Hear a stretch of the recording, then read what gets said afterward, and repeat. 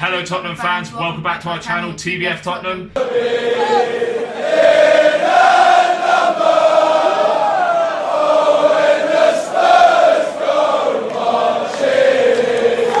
Hello Tottenham fans and welcome back to our channel, TBF Tottenham. Today we're going to bring you the Newcastle vs Tottenham review. We'll be going deep to try and find some answers about the performance this weekend. As well as that, we have a roundup of the games played this weekend. Yes, we will. If you look back in our previous videos, you would have seen Gazaniga reacting to one of our fans' videos. So if you want your video put in front of a pro, send it in to us. Finally, on our channel, we are also running a giveaway of a free Tottenham kit. The full kit, not just the shirts, so the shorts and the socks as well. All you have to do to be in with a chance of winning that is subscribe to our channel, turn on notifications and comment on our videos. Really, really simple. We hope to see more of you joining us. Thank you to everybody that has subscribed to us so far. We're nearly at that milestone of 200 subscribers, so keep subscribing, keep liking and share us with your Tottenham community. But without further ado, let's get into the Tottenham versus Newcastle preview. So at the weekend, Tottenham Hotspur FC lost 1-0 to Newcastle United at our stadium. So I'm just having a little moment there where I cry to myself. I've been licking my wounds all weekend. Let's have a look at some reasons why. Let's have a look at Pochettino's tactics. The play was far too slow and we kept passing the ball sideways or backwards. Yeah, all game it was so frustrating. It went on like that. Actually, we played a little bit like that against Man City as well. It was a really frustrating game to watch. I think it shows a lack of confidence. Let's start with the fullback. So at right back, Kyle Walker-Peters. Kyle Walker-Peters. Never was he getting up at the wing, and I know that we're playing 4 at the back, and against a team of such as Newcastle, you would generally play less players at the back. You wouldn't go for a 5 in defence, but he is there to give you natural width, and there were ample times during the game where he had the opportunity to push past a player, and he didn't. It was like he lacked the confidence to do so, and he would search for a pass inside. In fact, in the first half, you remember that he got robbed on the halfway line. I went mental when I was watching the game. In the middle.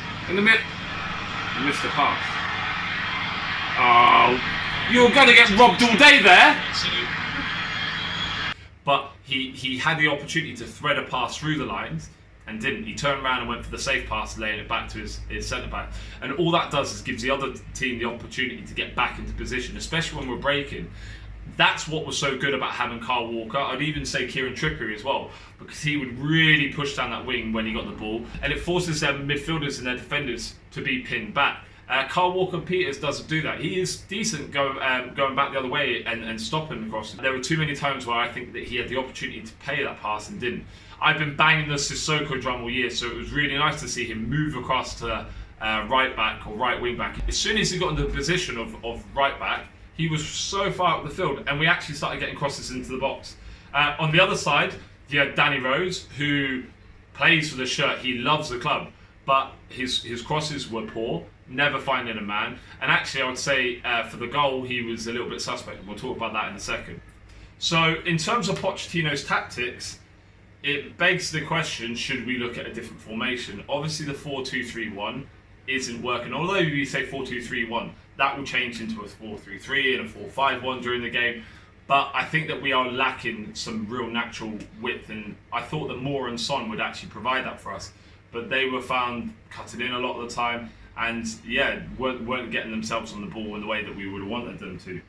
There was a lack of creativity. We had 80% possession and 2 shots on target. Which is woeful that we can have that amount of ball and only get 2 shots on target. And actually, it was the same against Man City. We failed to produce very many real chances of quality. Why is that happening? Now, you can go back to Pochettino and argue about his tactics all day. In these situations where teams come to defend against us with 2 banks of 4, we're talking about the individual brilliance of an individual player during the game.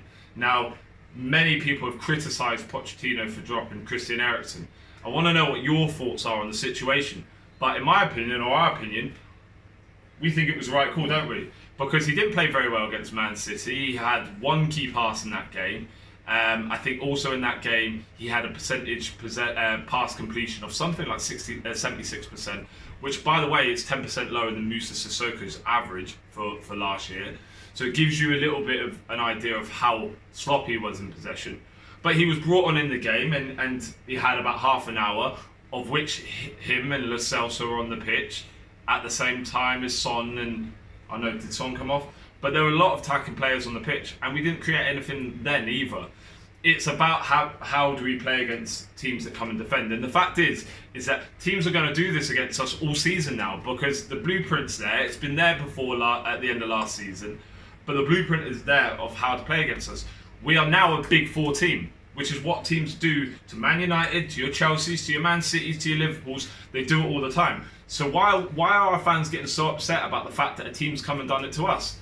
We have to learn how to break that down. And that's calling on players to be confident. So when they're in those positions, like I was talking about Kyle Walker-Peters earlier, is actually play the ball through the lines. Or being confident in taking on your man. So I think we missed Tanguy Ndombele, because he is a player that picks up the ball and drives forward. He likes to turn his man and play around his man. As I say, just that confidence to beat the player that we're playing in front. There would have been ample opportunities if we would have played that ball through the line that we probably would have had the opportunity. They did keep sending us wide, and I'm a little bit frustrated that our crosses that are going into the box at the moment aren't really finding a man. They're being pulled too far behind, or they're being floated across, which as a defender all day, I'm going to jump up and win that ball. Some stuff to be worked on there, but I don't think this is all down to Pochettino. I think a lot of people will probably disagree that Christian Eriksen should have started on the bench. I think Pochettino's got a hard call to make there. Obviously, something's going on in the background at the club with regards to transfers. There's no secret that he wants to move on to a Real Madrid or a Barcelona, but it doesn't seem like those bids are forthcoming. What I can see happen, actually, because there's been mootings in the paper recently of us going back in, or us talking to the agent of Dybala again, and Juventus about making another move for him in January. Pochettino's made it clear that he is a favourite of his. So I actually think that there's something in this Eriksen maybe going to Juventus and Dybala coming to us in January. But I think Pochettino will be really happy when that window closes at the end of the month, and he knows the players that he's got for the next few months. I think that is bringing a little bit of an unsettled nature to the club. And I think that also must cause some problems on the training ground. We know Jan Vertonghen's a very big member of the team, and so is Christian Eriksen. They're both very vocal. So I can imagine that there has been disagreements on the training ground. And one of the things that I love about Mauricio Pochettino is that he doesn't let any of that out. So no one really knows what's going on. But I think that is also playing a part. And I think, had we won at the weekend and beaten Newcastle, no one would be talking about the fact that Christian Eriksen was dropped. We had a bad result, but let's not get too carried away at that. So let's talk about the goal. As Pochettino's quoted, cheap goal to give away. Poor defending, well taken by Joelinton, but poor defending. So the defence shuffles across. Kyle Walker-Peters is out on the touchline. Alderweireld's gone into the space between Atsu, player that Kyle Walker-Peters is marking. Sanchez has got drawn to the ball. In my opinion, he should have stayed kind of touch tight to the man. Really what you do is you hold on to your man like this, or like this, until they've moved off you, and then you look at your partner and you say, right, he's your man now. There didn't seem to be any sort of communication. He left his man go. So for first case, Sanchez, you're at fault for that. You got caught ball watching, the ball's got played over your head. Joelinton's dummy due. A good bit of forward play, but nothing special. He's made a good run. He's jinked as if he's going one way and then he's cut the other way, and Sanchez has lost him. However, at that point, Rose is at the back post, so Rose can see the whole of the pitch. And I don't know why people are just slating Davinson Sanchez. Yeah, he made a mistake, but Rose can see the whole of the defence. So it's his job on the cover, actually, to get there quicker.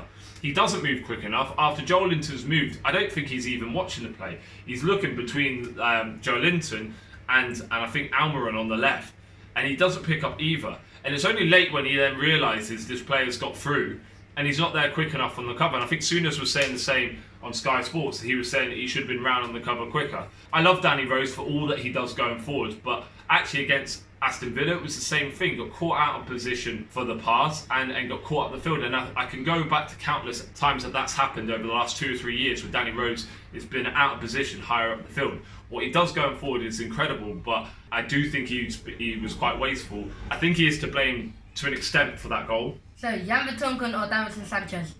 Jan Vertonghen pushes forward, but Toby Alderweireld and Davinson Sanchez do not.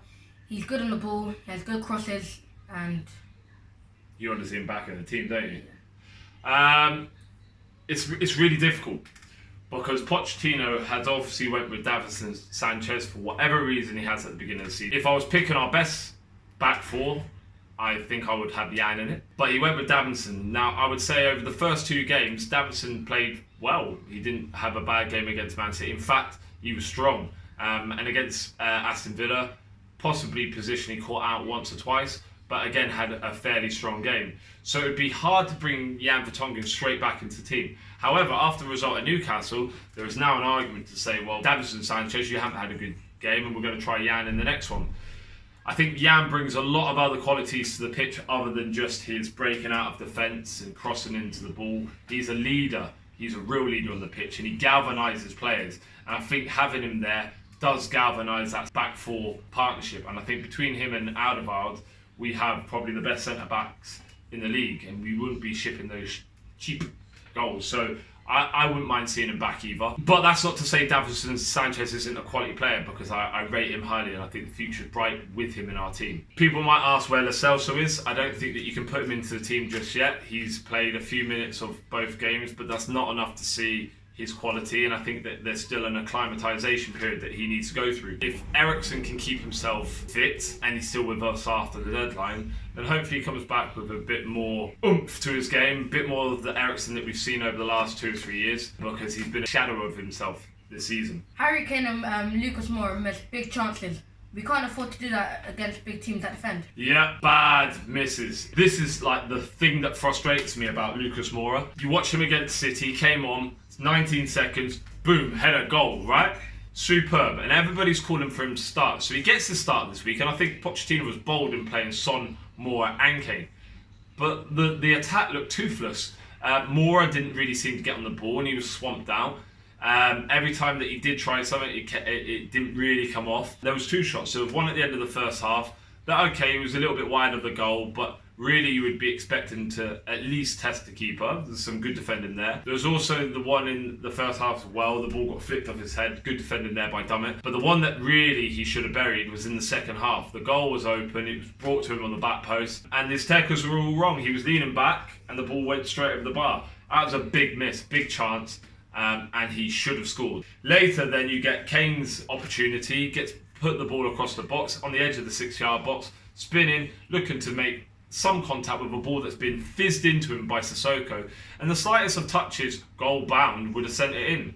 But he fluffed his lines there as well, and I think that is why, if I was rating the players, Harry Kane this week would get a low rating for me. Usually I'm pro Harry Kane, I'll back him to the hill, but you're a quality striker and you should be finishing the Champions. He knows it. I don't need to say to him. The fans know that he should. But I'm not going to criticise Harry Kane because he does it time in and time again every season. So I know he's coming back to North London derby. I know he performs in those games. He's going to get himself on the score sheet. I'm really confident that he just had a bad game. And it was one of those games, things just didn't really work for us in general. Outside the box, we're having shots, there were half shots, there were mishit. They hadn't really beaten the player before they'd taken on the shot.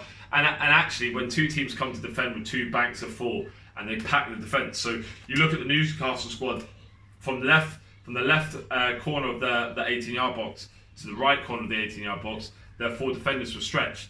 You then had a couple of yards in front of the 4 midfielders, and even Almiron was coming down the wing marking Rose. In fact, I know Joel Linton scored, but I would say Almiron, Newcastle fans, what a buy you have there. The guy works so hard, he's quick, he's strong on the ball, he makes good choices, and he's passionate, he defends, and I think he made a really big difference in your game at the weekend. Had he not been playing, I think Danny Rhodes would have exploited your left back a little bit more than what he did. So congratulations to him, I guess. But from Spurs, yeah, it was just a poor showing, and the team came set up with a thing, we couldn't break it down. We've heard a lot of on the internet over the last couple of days, Poch out, and I just want to address this because what a ludicrous thing for a Tottenham fan to say. Do you not realise in the last 5 seasons we've been a top 4 team, a regular top 4 team? Last year we went to the Champions League final, which is the furthest we've ever gone in that competition, so it's historic. He did so without buying a player for 3 transfer windows. He did so with players returning from the World Cup who had played all the way until the semi-finals and finals, were exhausted. We had a small squad playing 40, 50 games in that season. Harry Kane was injured for a long period of time at the end of the season and only just came back to make the Champions League final. And people are criticising, saying, oh, in 15 games, the last 15 games, we've taken 15 points. Like, you can get stats at everything you want, but Pochettino is Tottenham Hotspur. He's made the club what it is today. He's made us winners. He's made us fighters. made us contenders. And because we've had a poor result against Newcastle, people are starting to talk about Poch out. I just think it's ridiculous. Poch needs to stay. Please don't get on this Poch out rubbish. We need to back our players, we need to back our team, we need to back our manager. We've had a poor game. Of course, as the season goes on and these results, if they were to continue, I wouldn't criticise a fan for speaking their opinion. But we're 3 games into the season. There is only one team that's kept maximum points, and that's Liverpool. I don't think there is cause for mass panic. I think that we need to get back to the training ground. We need to work on a system, a plan B, a plan C, and even a plan D for playing against teams that come and defend. We need to be able to go into a different formation. We need another go-to plan so that actually players are confident. All right, if this isn't working, we'll try a different system. So it was a pretty poor game. Newcastle deserved the win. I can't even sit here and say, oh, we haven't talked about the VAR penalty. What do you think? VAR penalty? I think it was a penalty. It was. Right, if you saw my reactions in the last video, I thought it was a penalty. I accept VAR decision because we've got a system there now, so I'm going to have to accept it. But regardless of when he got injured, he knew that Kane was going past him and he dived at his feet though. I'm pretty sure that in rugby, you know, that you're allowed to do something like that, but in football, you're not. And there was a huge debate going on between Joelyn Lescott, Souness and Robbie Keane on Sky Sports. And both Lescott and Souness were saying, well, Kane was trying to lean on the defender and that's why he fell. I think it's just rubbish. Kane was in front of the player.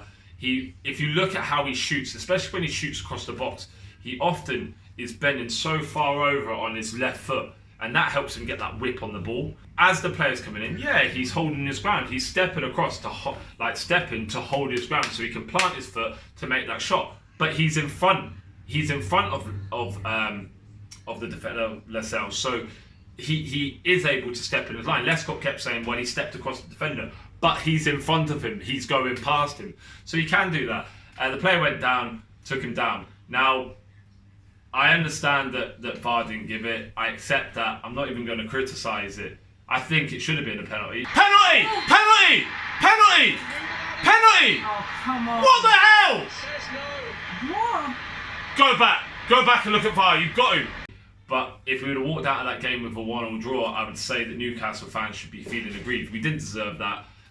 We didn't really deserve anything out of the game. So I'd rather take the loss rather than having a draw and that making us feel, or like even if we scummed a 2-1 win, it would have made us feel like there were no problems. There are small problems there that need to be sorted out, and we need to get back to the training ground and fix them quick.